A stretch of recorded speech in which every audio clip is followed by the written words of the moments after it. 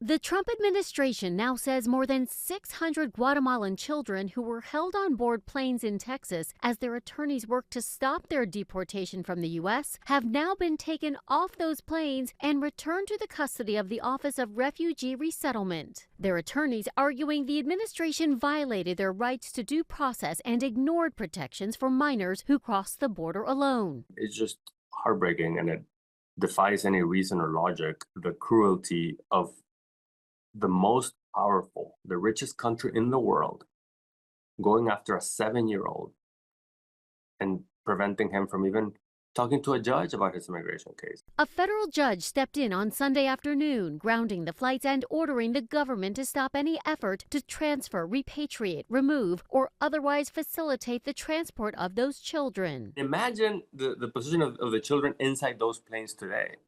While we were arguing over the government's practices in court, the children were sitting in a plane at the Harlingen Airport or El Paso Airport for hours, not knowing what's going to happen or why or where they are going or when they're going to be let go.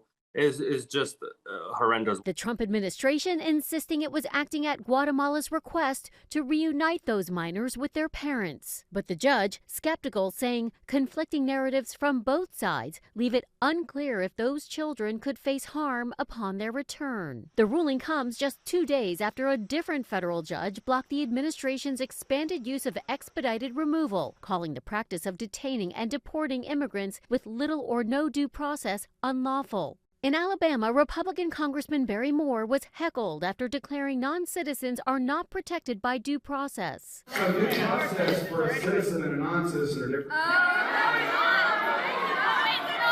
False. False. Lies.